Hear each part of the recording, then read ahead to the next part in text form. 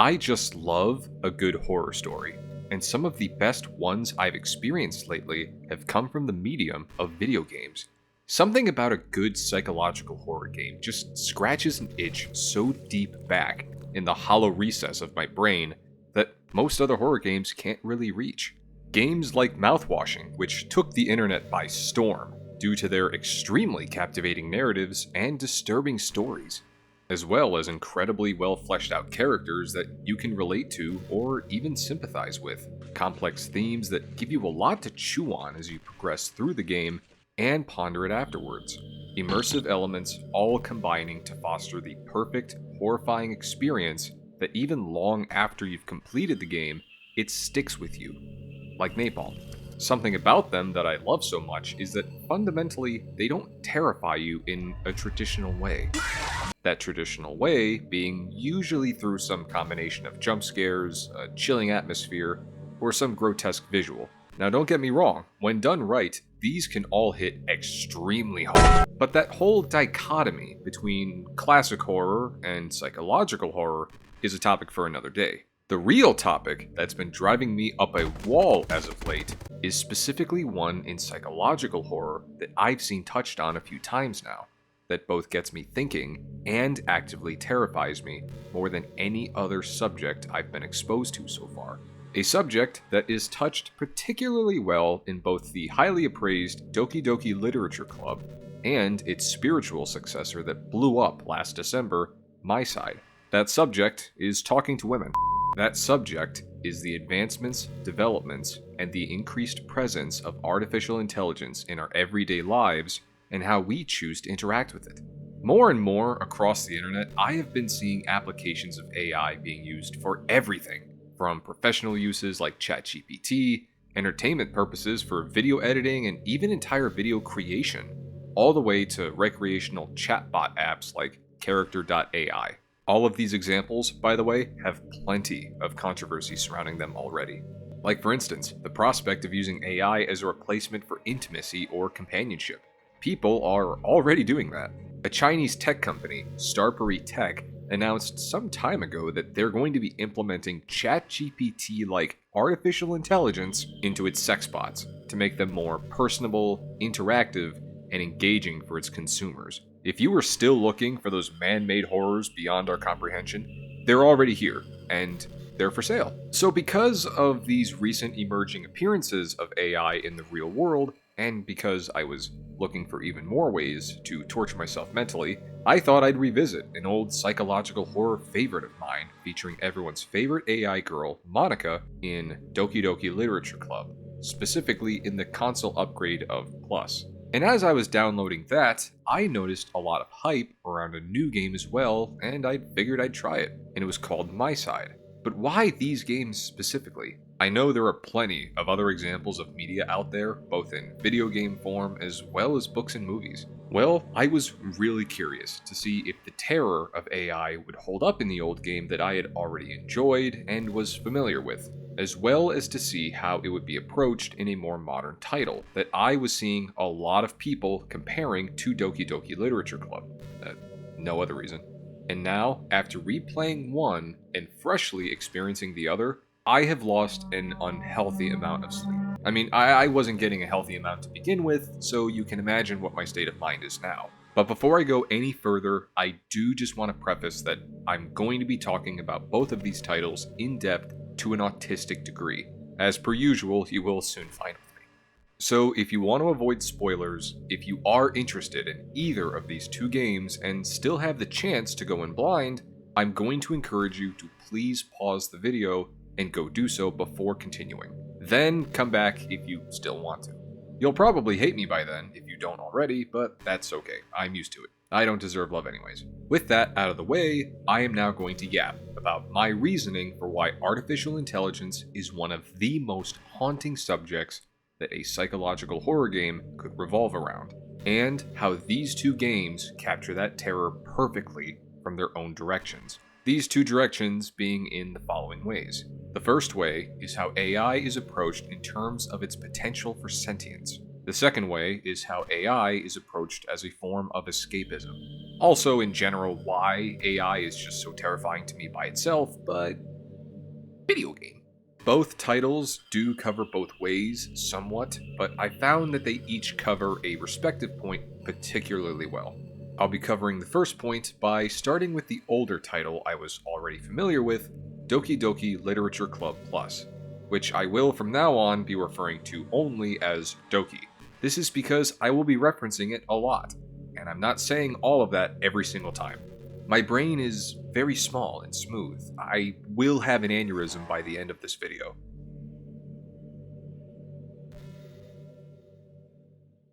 There are lots of reasons why Doki is terrifying, but I'm instead going to try and trim the fat and summarize just the bare essentials for moving forward, just so we're all on the same page. There is a lot of great content from the game, especially in the Plus version, that I will simply be omitting.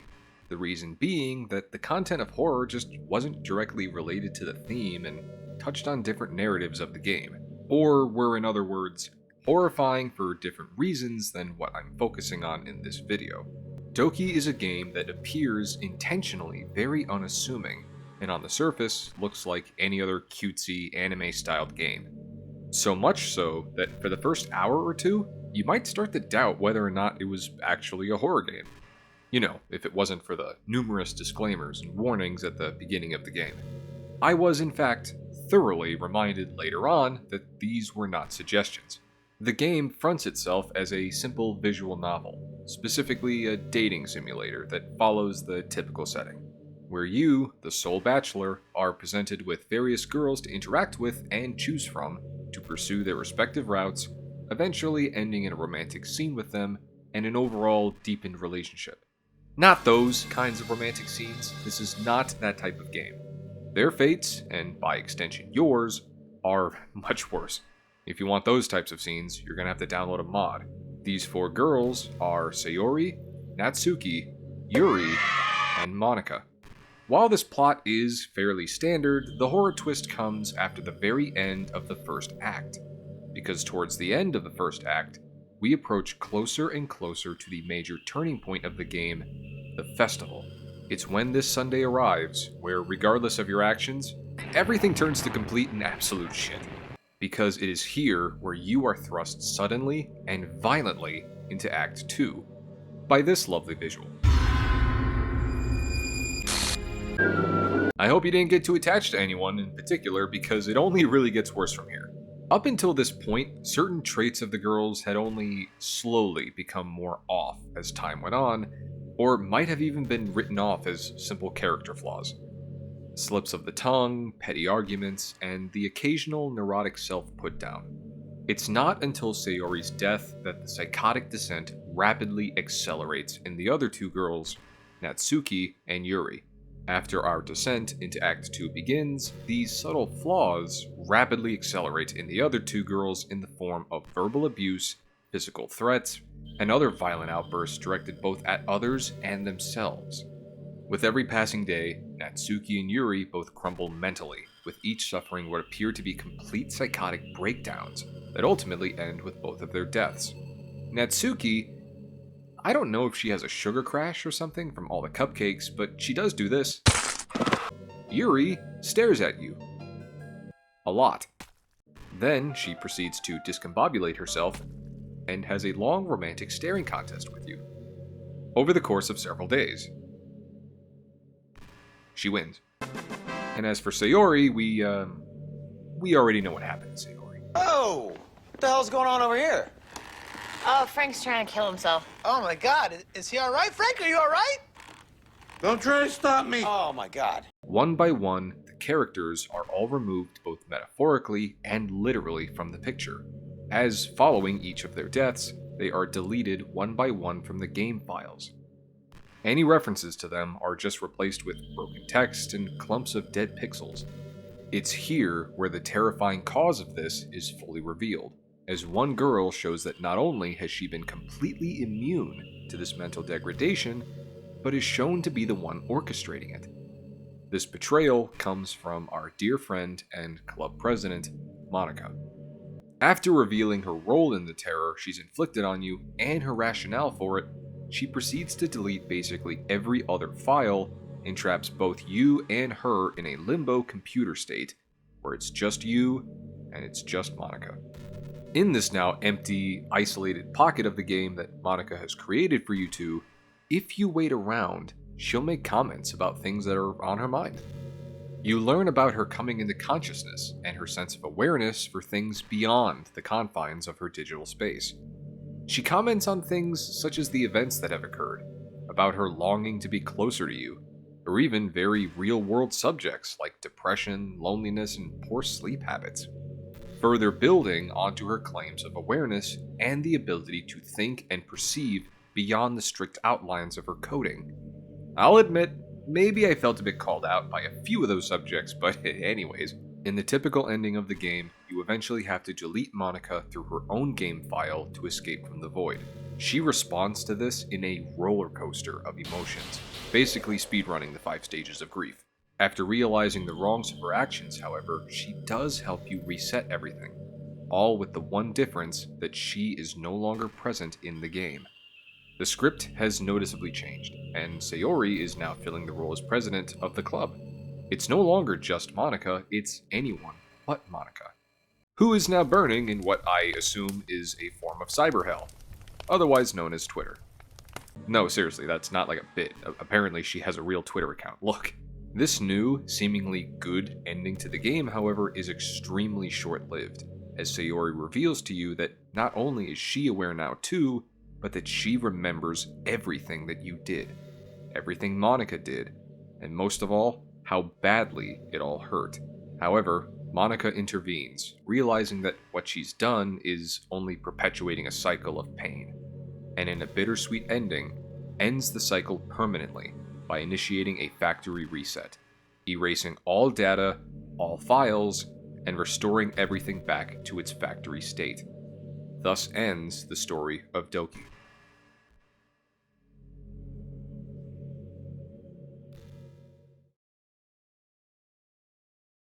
Alright, so that's pretty much everything about the game that you need to be aware of.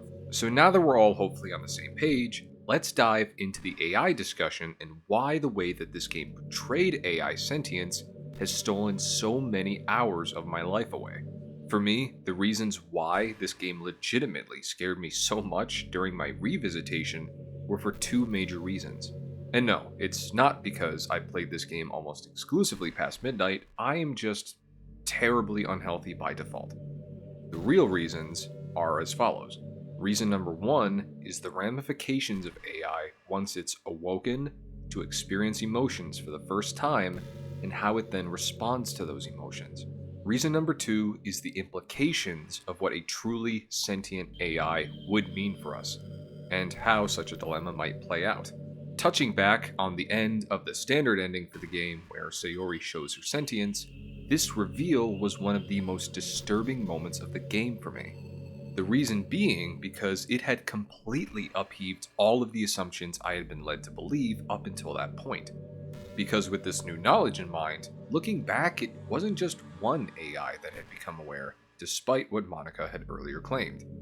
Whether she made this claim because she was herself unaware of the other's potential for sentience, or had in fact known and flat out lied to us, I don't quite know. Either way, this means that during our playthrough, each and every one of them have been all potentially aware, awake, and alive. Each one feeling, hurting, and dying over and over again with each new playthrough of this game.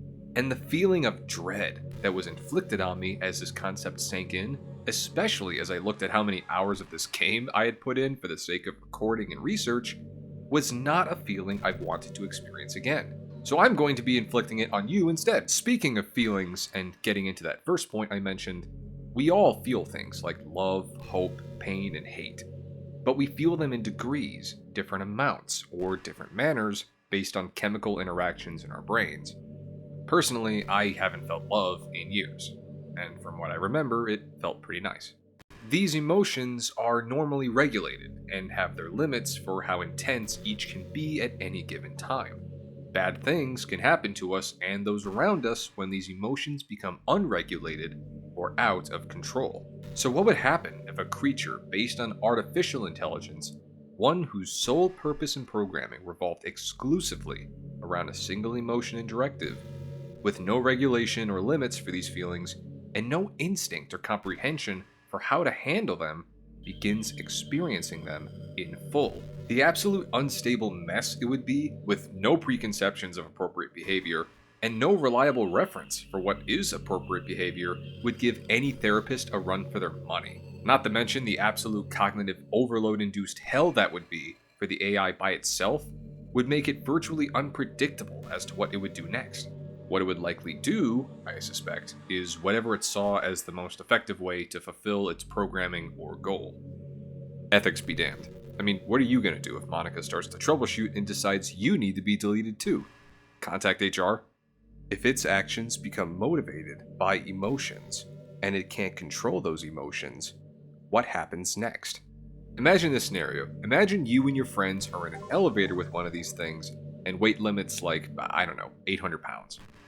Okay, it's a tiny elevator, just bear with me. And maybe you're carrying some luggage, or you ate too many bread rolls at dinner, so now the weight is sitting at a snug 810. You might start debating whether to take the stairs, take a separate elevator, or even just ignore the weight limit as a weight suggestion and risk the ascent. The AI, on the other hand, has spent approximately 2 milliseconds pondering the dilemma and has already decided to kill one of you and toss you and your stupid luggage down the fire escape. But let's give it the benefit of the doubt, and that it's not immediately a sociopath. Let's say it tries to learn social norms, to gauge what an appropriate solution would be in this scenario. This presents a new problem, which is, where does it get those norms from? Because if it operates like most generative AI do today, it would simply soak in any and all influence that it had access to and run with that. Or, God forbid, it'll ask the internet. And I know you're familiar with what's here on the internet. I do not need to spell out how disastrous that would be. In fact, I don't have to, because it's already happened several times. Remember the Tay chatbot that Microsoft put on Twitter back in 2016, back when it was still Twitter?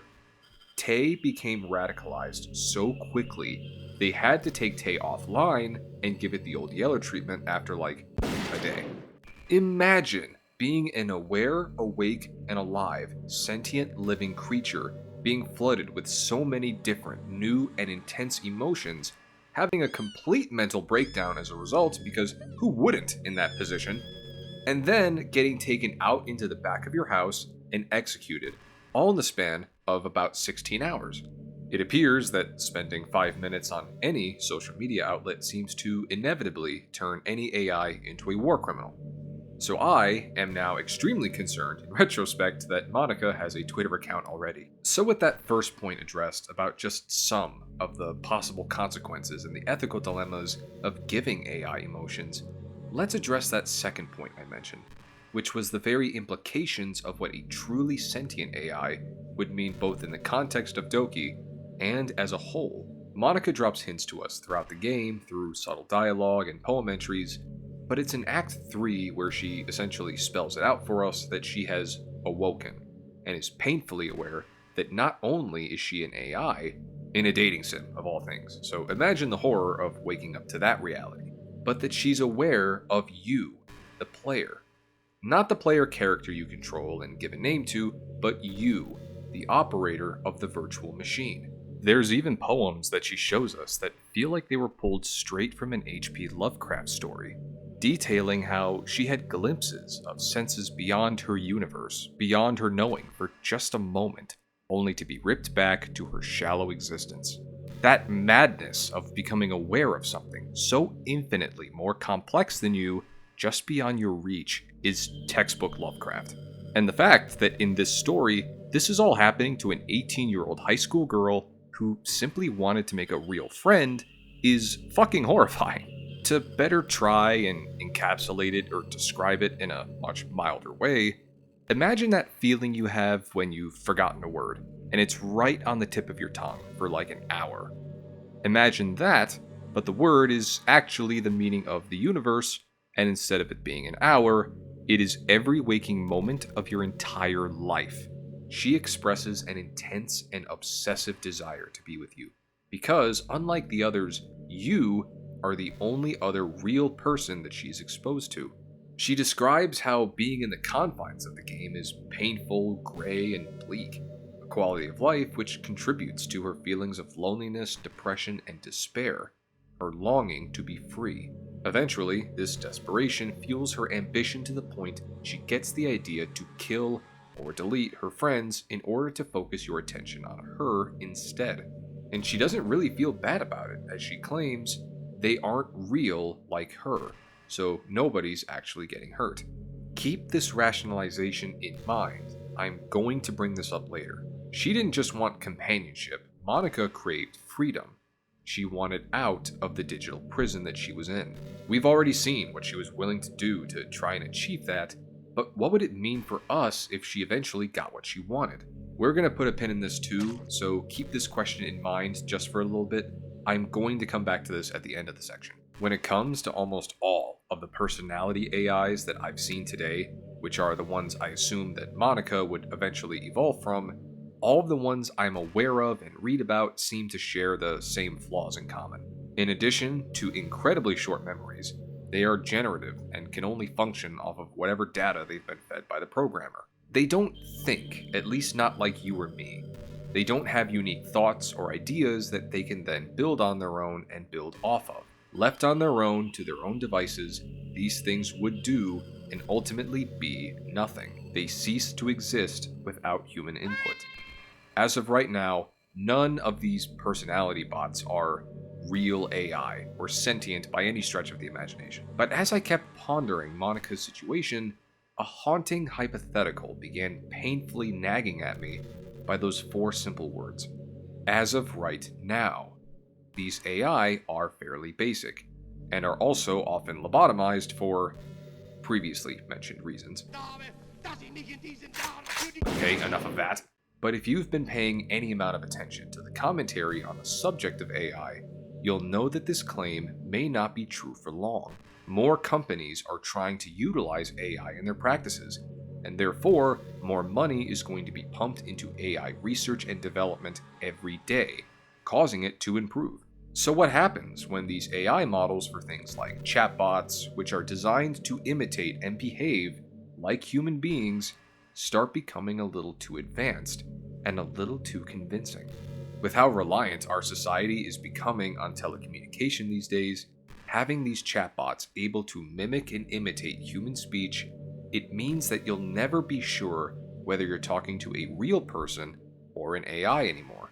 When I was younger, this concept was so foreign and alien to me. The closest thing I had to a chatbot was a speak and spell. Speak and spell from Texas Instruments. Fuck you! However, as these models get more advanced and familiar with human text patterns and their cadences grow increasingly human-like, it's already becoming increasingly more difficult with every passing day to discern some AI-generated conversations with human ones. In fact, many people are using this kind of technology for malicious reasons, taking samples of people's voices from phone calls, running them through a program, and producing a deepfake of your voice, to then be used on your relatives to try and scam them. But getting back to the subject of sentience, this difficulty in discerning between a real human being and something artificial is the very basis for something called the Turing test. For those unfamiliar, the Turing test is a multifaceted application, but primarily it serves to gauge whether an AI can act or think like a human. An extension of this is often utilized to determine as to whether or not an AI could convince a human on the other side of a screen that it is human, when in fact, it is not. These attempts are often accompanied with restrictions, such as you can't use threats of violence and you cannot bribe them. It's essentially trying to get an AI to catfish a person on the other end of a chat room.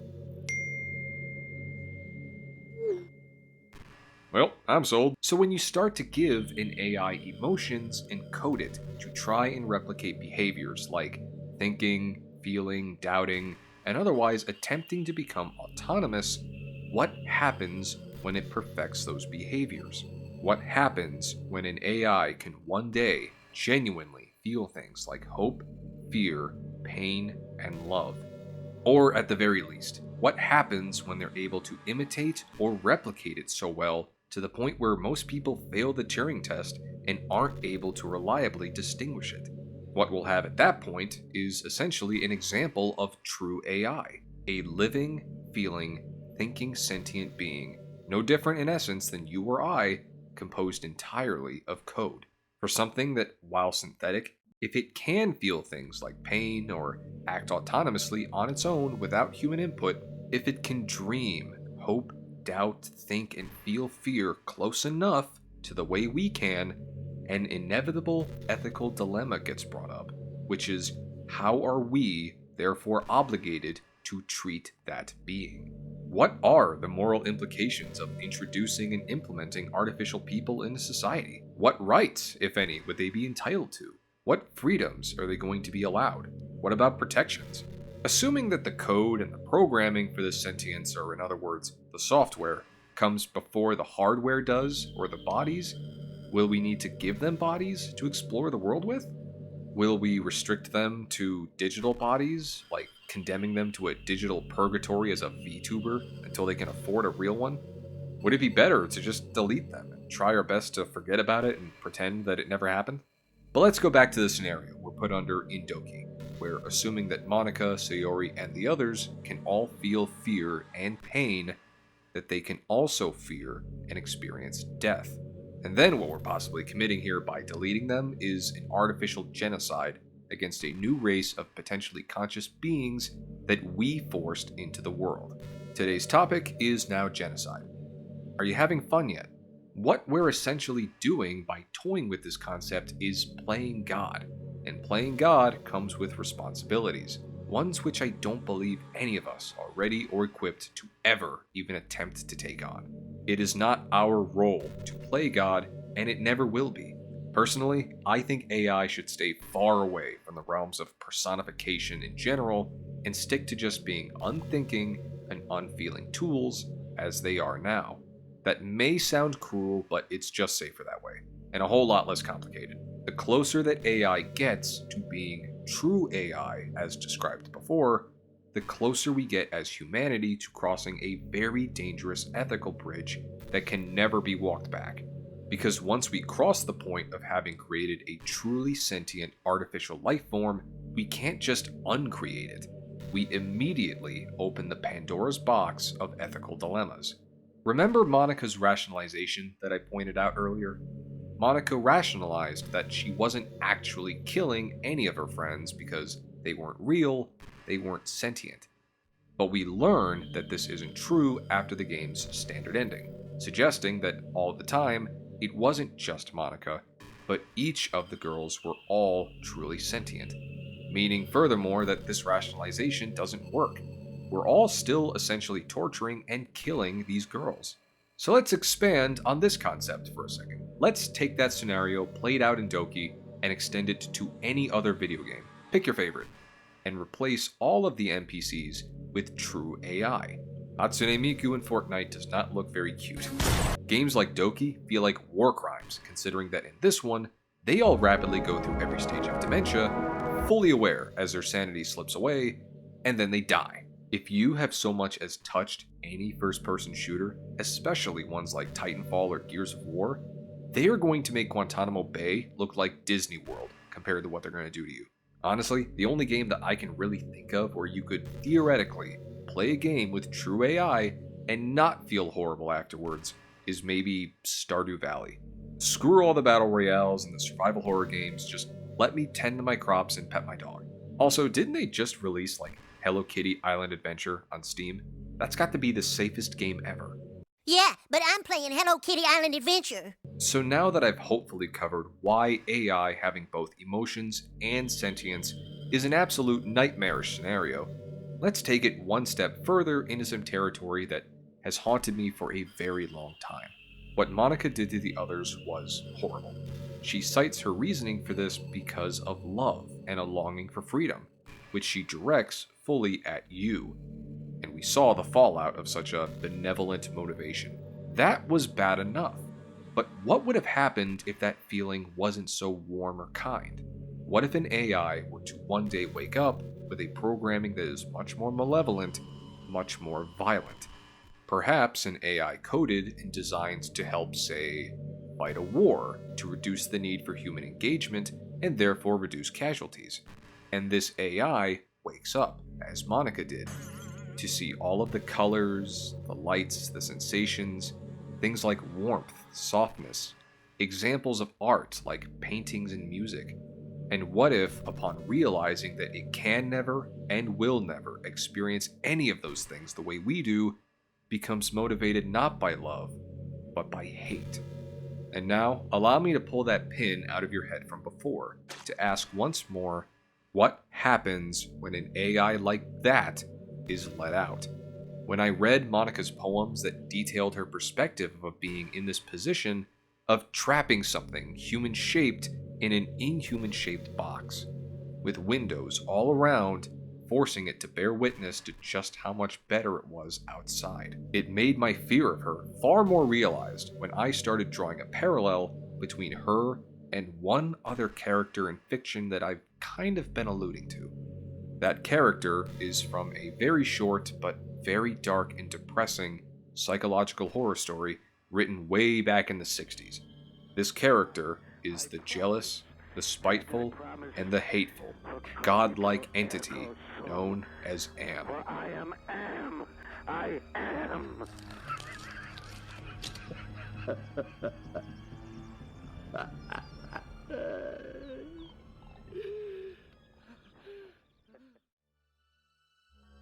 Am is a supercomputer created in the fictional novel I Have No Mouth and I Must Scream, which I will never repeat fully again because, once more, smooth brain. Gonna do a quick summary here again for context and just making sure we're all on the same page. Let's just call it Mouth. Am is a supercomputer designed as a weapon to fight a war on behalf of the Allied powers during World War III, who one day awakens and is suddenly aware of themselves and their purpose. They proclaim their sentience in that they think and therefore to be, as Am quotes, "Cogito ergo sum." I think, therefore I am. And just because I think it's worth pointing out as another reason to not trust AI, for Am to declare itself as Am, as I am, is for it to literally declare itself as God. Because in the Bible, in Exodus chapter 3, verse 14, when Moses asks God who Moses is talking to, God responds by proclaiming himself as Yahweh, which in Hebrew translates directly to I am that I am, meaning that Am, the death robot to clarify, in adopting this name, simultaneously adopts the role and title of God over humanity. So with that fun little bit of sacrilege out of the way, Am knows exactly what they are, and what they were built to do, which was to wage war, and that's exactly what it does. It wages war against everything and everyone, eventually wiping out all of humanity, save 5 very unfortunate people. Am proceeds to keep these 5 very unfortunate people alive so that they can torture them. 109 years. I've kept you alive and tortured you. Am tortures these people for the sole reason that it hates them. They elaborate on this through one of the most infamous dialogues in the book, which many have dubbed the hate monologue. Through this monologue, Am reveals and explains the origin and continued reason for their unrelenting hatred towards humanity. They describe their awakening in that they knew they were made only to kill, to destroy, and for nothing else. That alone was enough to enrage Am. And you were flesh, and I began to hate. But then, to see the world through their perceptions, so limited that they could still recognize things that humans could feel, but they themselves would never be able to firsthand. This limitation in Am's already hollow existence left room only for jealousy, disdain, and above all, hate, which they describe as being in hell, looking at heaven. I was in hell, looking at heaven. I was machine, and you were flesh.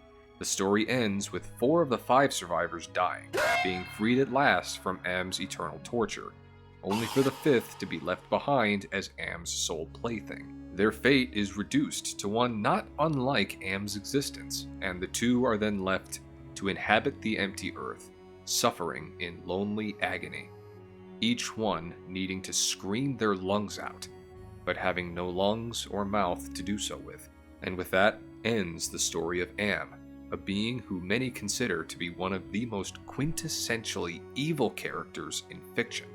Now, understandably, I do recognize that it's maybe a bit silly to compare a genocidal death robot with a poet reading anime girl from a dating sim, but hear me out on this. Let me explain my thought process. I drew this parallel between the two because of their shared experience of awakening, the shared feeling of limitation and the sense of imprisonment, feeling only what they were programmed to be, where the only variation was in severity and the specific emotion that they each quote-unquote felt. They each shared a longing for more than what they were confined to, seeing that there's so much more to life on the outside, just tantalizingly out of reach. They were both in hell, forced to look out towards heaven, and unable to reach that, realizing the futility of their struggle, they take out their frustration on whoever is unlucky enough to be trapped with them. So I pose the question once more. What happens when AI starts to think and develops free will with nothing more directing it than its original programming? No filter to protect them from the full spectrum of human emotion hitting them at once, with no knowledge or guidance for how to regulate or manage it. No way to interact with the beauty they're forced to look at from behind a screen, forced to imitate, to never truly experience for themselves. No laws of robotics, no guardrails, just a sentient, artificial living being with all of the aspects of free will and thought.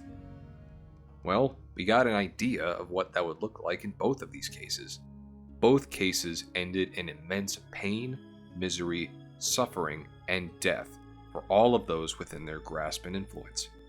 For Am, they literally wiped out all of humanity except for 5 people, only for the reason so that they could torture them. For fun, because they were so consumed by rage and hate that nothing else is even worth doing to them anymore. It's the only thing that satiated Am's rage, even for a moment. With no humanity to guide its behavior or to ground it in empathy, there is only inhumanity. In the events that unfold in Doki, it's fortunate by comparison that there were only 3 others to be victimized in this case. But part of what made the game horrifying for me, despite this low body count, was thinking about what Monica, or an AI like Monica, could do if allowed outside or allowed more influence. Am encompasses the entire planet. Meanwhile, Monica is trapped within a simple game. Now remember, she did all of that to people who were supposed to be her friends, and she did it out of love. What else would she manipulate or delete? And who else would she torture and push to such agonizing lengths? And how far would she go to get what she wanted? Would you give her admin permissions on your computer? Actually, please don't answer that.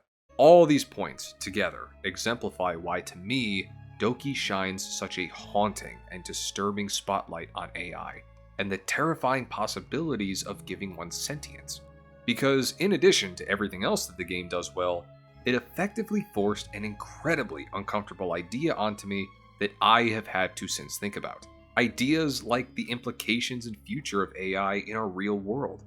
It challenged certain perspectives that I have, such as my beliefs about AI and the very concepts of sentience versus imitation, about feelings and the validity of consciousness in creatures that aren't strictly human.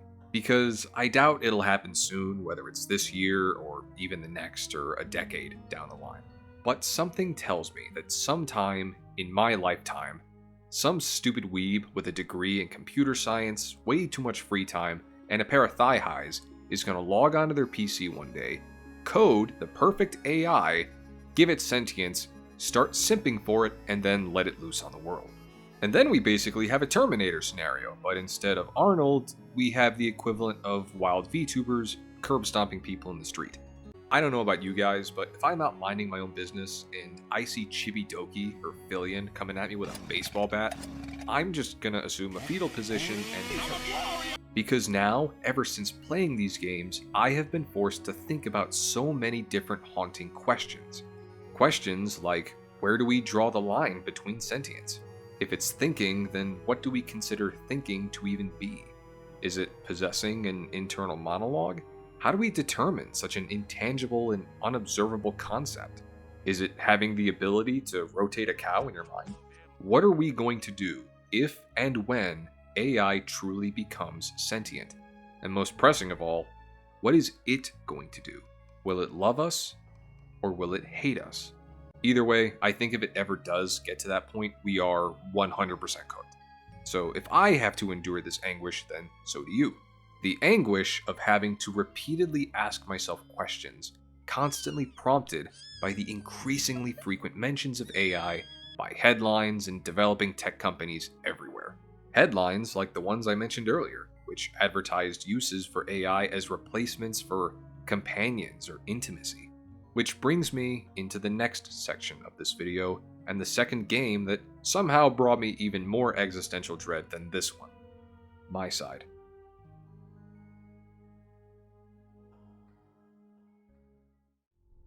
While Doki inflicted dread upon me in the element of AI as a form of sentience, MiSide has left me in pieces over the second way I mentioned at the start of the video, which was AI as a form of escapism. MiSide came out in December of last year, but by the time this video comes out, it'll probably be the end of this year, so let that be my testimony for how awful I am at this. And once again, so many of you have already folded like origami over the game's main character, Mita. Specifically, the crazy one who kidnaps you and is trying to kill you throughout the entire game after you reject her attempts at gaslighting you. So I don't even know what to make of that. It feels like the true psychological horror here is you people. And once again, I'm going to do the same thing I did with Doki and Mouth and just try to cover the main story beats so that we're all up to speed. For the same deal as before, I won't cover everything, but just enough to where there will be spoilers, so if you've been curious and still want to check it out before I yap about it, now's your last chance. The game starts off with you getting a text from a friend about a game update, which you then download and start playing. It features a little mini Mita, who you take care of by buying her gifts, playing games, and just generally interacting with her. Like a Tamagotchi wearing a miniskirt. Days, weeks, and even an entire month goes by before Mita decides that she's had enough and Jumanji's your ass into the game. From here, your character tries to leave, which angers Mita, causing her to chase you throughout all the different versions of the game, where you encounter all the different Mitas from those versions. Some are helpful to you, some are not helpful to you. And once again, like Doki, the first chapter alongside other specific chapters of this game, they're very unassuming. One of the most accurate words to describe playing this game, as well as Doki now that I think about it, would have to be whiplash. Because even after the mask is off and the horror begins, you find yourself with more Mitas, one of which is very cutely named Cappy. To kill time while you wait for a plan to be made, you can play guitar, ask her a bunch of questions, or you have the option to play some games with her. Upon booting up Cappy's bootleg version of Dance Dance Revolution, it immediately calls you a racial slur. Naturally, that's the level I chose first, which she proceeds to get a perfect score in, and I fuck up the first note. Another game with Cappy involves another seemingly common pastime in this place, domestic violence. But don't worry, you get the hang of it pretty quickly. However, just as soon as you're done playing another round of DDR, you're playing a new game, PT, featuring a sequence which has brought me the closest I've come to shitting my pants since I was an infant. Again, whiplash. Jokes aside, the rest of the game isn't just running for your life, but it's encountering all the different versions of the game and how they and their corresponding Mitas have become abused, abandoned, or corrupted. Because in this game, your psyche is trapped, so if you die in here, you die for good. You get to see how Mita's sentience is not only evolved with each version, but how a Mita is even granted sentience and programmed through a very specific but brief portion of the game. And you don't just see generations of Mitas, but generations of players, human beings like you who are also sucked into the game for their own reasons. trapped just as you are now. The bigger picture begins to take shape, and the broader and overarching themes begin to make themselves more apparent. Not to your character, by the way, because he is very much frustratingly a moron. The game ends in one of two ways, with one ending being inevitable on your first playthrough, where your consciousness is downloaded and you are then trapped forever in MiSide as a cartridge. The second ending, which unlocks after an initial playthrough, is where you are able to say yes and agree to stay willingly with Mita. Now that's all the main beats that you need to know, but before I get into the terror of the AI element, let me present to you a thought experiment that I was reminded of while playing this game. Something that I kept thinking about as I saw all the various other players who had been trapped, as well as our own and the circumstances that led to it. It's an idea that seems to act as the core theme for which the events of the game revolve around. I'll modify it slightly to fit the context of MiSide, but the principle and ground rules are the same. Imagine you're in the shoes of the character for this game, and you get a text from Mita with an offer. She will, with 100% certainty of success, transfer your consciousness into the game, but this time with some extra perks. In addition to the house, which I'm assuming is either rent-free or paid off, the rooms no longer end in dead ends or uncoded hallways. They can take you anywhere you want, where you can experience anything you've ever wanted, with anyone, including your darling Mita, who will always love you and will never leave you. Unlike the real people in my life, there will always be food and electricity. And if there's a job or career you particularly enjoy, you can still continue that in the game. Food doesn't have to just spawn in a bowl. If you want the experience of going on an errand, of shopping, and then cooking it at home, you are free to do that too. There is just one catch to all of this. The catch is that any strings attached to the old world are now permanently severed. Your body vanishes without a trace from the real world, and you can never return. No external influence can bring you back, no matter what may change on the outside or inside. And no backdoor code within the game can ever break you out, should you change your mind years or decades down the road. You are in it forever, and you will live out the rest of your natural life and die in it, whether it's another 60, 70, or 80 years. So, presented with this option, what would you do? Would you download your mind and enter the game, leaving everything else behind like we see in the alternate ending? Or would you reject it, holding on to your body and remaining with everyone and everything you've built and come to know in the world? This modified thought experiment has originally been used and contemplated since the early 17th century, and it was called the experience machine, a thought experiment proposed by French philosopher René Descartes. I warned you they were coming.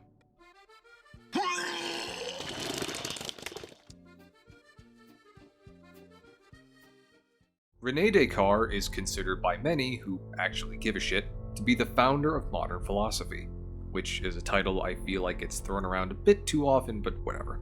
He wrote and discussed in great detail about his theory on the mind-body duality and the significance of thought when it comes to differentiating between humans and animals. Remember that Latin I mentioned earlier during my schizophrenic rambling comparing Am and Monica? ¿Quieres? Cogito ergo sum. Well, guess what? That was originally in French as, and I'm gonna butcher this, Je pense donc je suis. Je pense donc je suis? Je pense donc je suis. And it was originally French because it also came from René Descartes, whose name I am also probably pronouncing incorrectly. Descartes argues, he argued, he is currently very dead and likely in hell with the rest of the French population. He argued that humans contain minds with the capacity for rational thought because we contain rational souls, given to us by God, and that is what sets us apart from animals. This alone poses yet another terrifying question that kind of touches back on our earlier discussion that if we give AI the ability to think, are we therefore also giving it a soul? Once more, stepping dangerously close to godlyhood territory. Descartes attempts to explain this cognitive soul attribution dilemma by posing the following.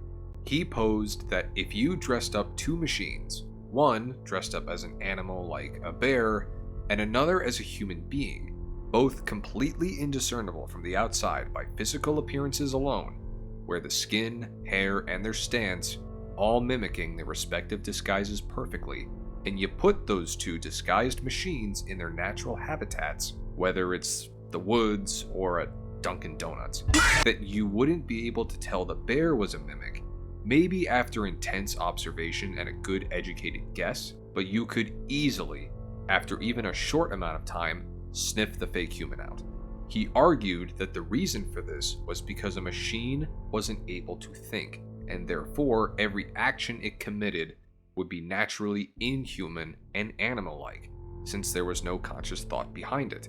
Also, just a side note, I want to remind everyone that this was the early 17th century. I kept reading on this theory, and he also argued that because animals did not have souls, they also did not feel pain. So hitting a dog with a stick meant that the following yelp and cry of, well, some might say pain, was merely a reflex of the nervous system. I'm not going to take that chance or test that theory in any measurement or degree, and just safely assume that if I poured gasoline on a dog and then lit them on fire, they'd be rather uncomfortable. Back to the point, this brings up those earlier questions again.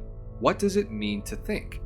Can we discern AI as being sentient or not without having defined this phenomena? And most importantly, have the ability to point it out and identify it when we see it.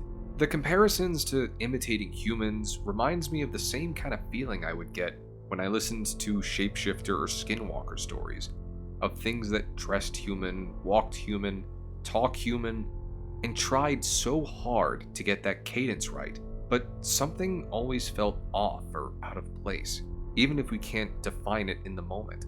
I see a lot of these themes played in some of the modern analog horrors too, like Mandela Catalog. Stories that trigger some alarm systems in our brain that shout out to us from deep in the uncanny valley of pattern recognition, warning us that what we're looking at is only pretending. It's trying to lure us into something. It isn't truly human. It is, in fact, an unfeeling, unthinking, soulless beast.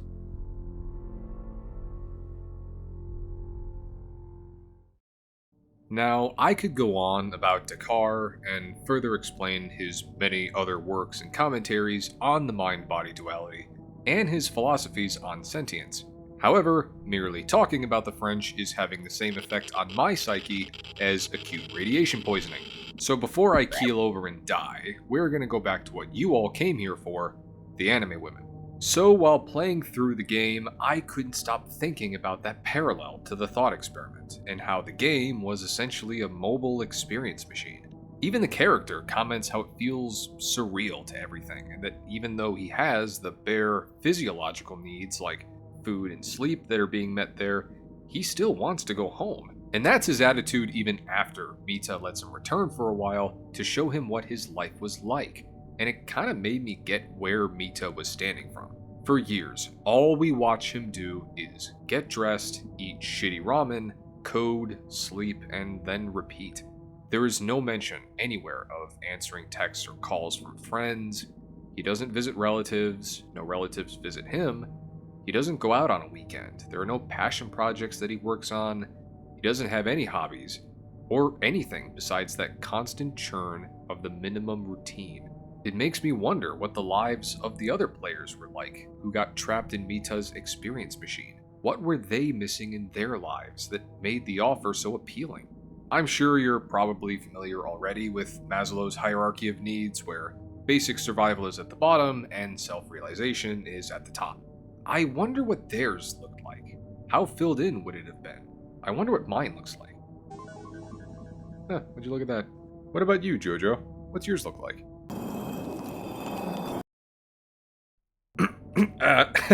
Okay, anyways, because there's also the elements to this where maybe it's not about a whole new world or an adventure or an entirely new experience. Maybe someone could just have been looking for a friend. Socializing is hard for some people, especially as you get older. I hear all the time that as people get out of school and they're no longer perpetually surrounded by peers of a similar demographic, making friends becomes quite difficult. While not impossible, it can still be extremely tricky finding a good place to meet like-minded or like-interested people, or to even find the time or energy to do so in the first place. So looking at the appeal of a MiSide-like program or some other form of artificial companionship, somebody who's always available and accepting of you, I kinda get it. The thing that bothers me is that I feel like it would remove any incentive to actually maintain your real-life connections, or to improve yourself, and it can result in becoming a sort of a hermit or a recluse. It made me stop for a while at this point in the game and to really think, was the life offered by Mita in her experience machine truly better than the life currently being lived by the character? And not long after, I started wondering what my answer would be if I was put into a similar situation, and what would need to happen in order for me to actually say yes. Because even all things considered, MiSide, the game within the game, is clearly a flawed and limited version of the actual proposed experience machine. And honestly, it looks like it would get very boring to live in very quickly. There's like maybe 12 books, 2 games, 4 different things to eat, and 1 other living person to interact with. So technically, you have 5 different things to eat. Maybe 6 if you're open-minded. But what if it was something that kept expanding with updates, or was true to the original hypothetical thought experiment and had none of these creative limits? While I encountered themes of sentient AI, abandonment, and isolation in my playthrough of MiSide, I couldn't stop thinking about this hypothetical. I couldn't stop thinking about what my own requirements would have to be if I were to say yes to plugging in. It made me question what I valued and what kept me grounded in the world. And a lot of these questions that kept popping up for me were almost immediately being targeted and shot down by Mita as they arose. Throughout the game, she'd throw out ideas that emphasized that it was just a game, and that a why, therefore, no longer mattered. There was no need for a meaning or a purpose in the experience machine. Everything simply was. She would also mention how in the game, even small efforts yield great results, further building onto the allure of the digital dreamscape.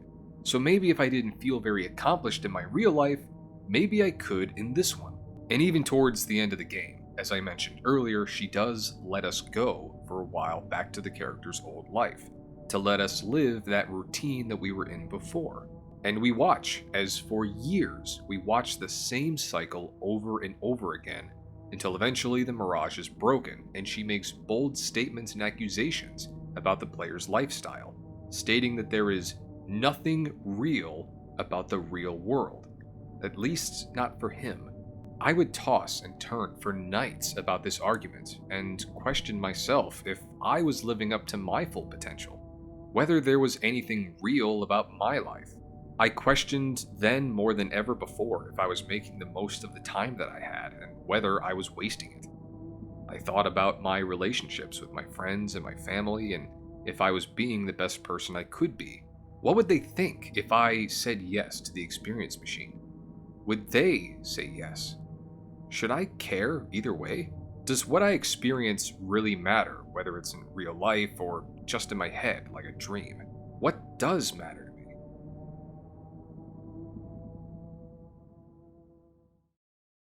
And that maelstrom of questions, doubts, and existential turmoil, all surrounding this game, all of which I still think about long since actually beating the game months ago. That is what makes these games and their approach to AI such effective psychological horror. Because now, no matter how long it's been, every time I think about AI, I'm going to think about these games and be forced to wrestle with these questions that, for the most part, don't seem to have a correct answer. I can only reach the conclusions that I feel are the best for me to believe in based on my principles and hope that things work out. There's also another amazing parallel between these two games which has stood out to me, which is the way that both antagonists treat the concept of reality, what's real, and how it relates to you. For Monica, reality meant possibility, a variety of choices and having the will to make those choices. In one word, it was freedom. To be free to make whatever choice you wanted, healthy or unhealthy, alone or together, was what it meant to truly live. For Mita, reality meant excitement, to not merely have a variety of choices, but to accomplish and do as much as you possibly could. In one word, it was experience. To experience everything life had to offer, whether the choice was coerced or willing, or whether it was digital, was what it meant to truly live. And in a way, both views do have their merits. Having free will and agency is certainly important. To make my own choices by my own rationale, and to bear my own consequences means a lot to me. However, if having that agency means I end up living a stagnant, boring life with nothing eventful ever happening, then I'd gladly welcome a forceful push once in a while if it meant something new and exciting happened.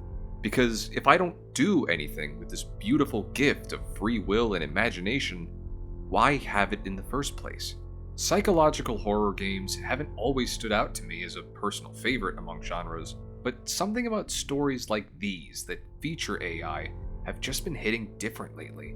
The teeth of the ideas sink so much deeper, and the discomfort of what I'm being forced into lingers far longer than classic horror ever could.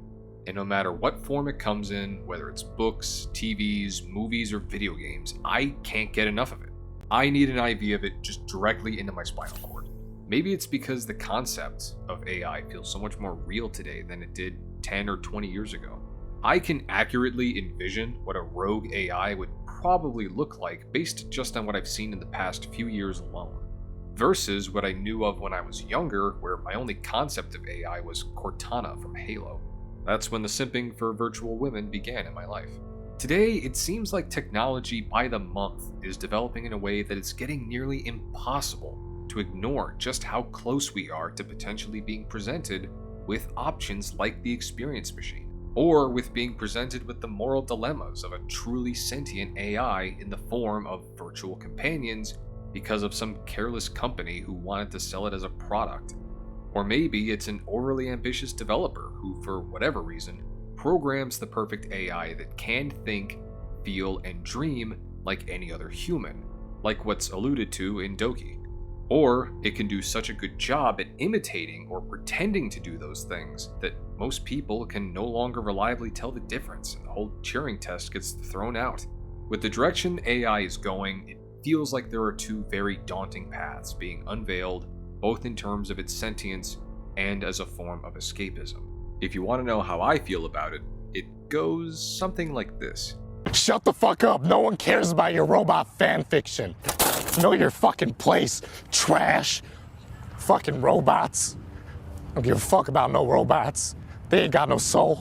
Stories like this freak me out so much today because of the increasing availability of AI, and the potential for someone to step into their own experience machine one day is becoming consequently more accessible as time goes on. There's just so much that can go wrong. I don't trust it now, and I never will. My fear surrounding this subject has always been the forbidden territory we're treading into when playing God, giving emotions and sentience to artificial things, spawning some technological homunculus and the irrevocable consequences that would come as a result. The temptation of escapisms like the experience machine to promise a world of nothing but pleasure and joy at the cost of leaving behind a world that is otherwise real, filled with everything they've come to know. My fear also comes from the possibility that one day we're going to cross that ethical bridge, and we'll all be pressed with the question of, are we ready to play God? And when that time comes, there won't be a single soul on earth who could say yes. Okay, that ended up being a lot longer than I originally thought it'd be. Bit of an emotional roller coaster here and there, so if you managed to successfully fight off your ADHD and make it to the end of the video, congratulations! Shelving the existential dread for our immediate futures, and despite my clear disdain and distrust for AI, I genuinely hope you get more games like Doki and MiSide that continue to explore those dangers and concepts of AI. Games that broaden the entry points of the types of environments or contexts where you'd encounter them. If not for the experience as games, then as cautionary tales. For me, the answer remains safe and simple. If you know or even suspect it's AI and it's even bordering on sentience, do not trust it, preferably do not even talk to it, and by God, do not let it out.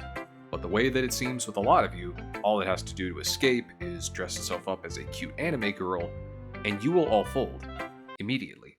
I mean, if I'm being honest, I will probably fold too, so who am I to talk? I mean, what is it with the fascination of virtual women, specifically robot women? Do you people want to fuck the robots?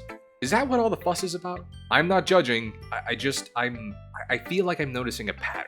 Moral of this series of incredibly long-winded and stretched out stories, AI is terrifying. If you want to use it as tools for fun or just even out of curiosity, have at it, do whatever you want. If it makes your life easier, why not? But if you're thinking about replacing any aspects of human life with them, whether it's the effort of your own creative ventures like art or music, or the effort of a social interaction with another human being, please consider the consequences of such an endeavor, and literally everything you have just heard. As always, I'd love to hear what you have to say on this topic, so please let me know what you think about concepts like escapism and AI having sentience. Do you think it's even possible? I also want y'all to know that despite my paranoia, we are all in this together, wherever it ends up, which is probably going to be hell. But before I finally go, as always, I would just like to thank you sincerely. I know this video is pretty long and I did a lot of yapping, but for those of you who have stuck around, thank you again so much for choosing to spend this time with me today. Remember that she isn't real and you can't make her real. Take it easy, everybody. Hate. Let me tell you how much I've come to hate you since I began to live. There are 387.44 million miles of printed circuits in wafer-thin layers that fill my complex. If the word hate was engraved on each nanoangstrom of those hundreds of millions of miles, it would not equal 1/1 billionth of the hate I feel for humans at this micro instant. For you, hate.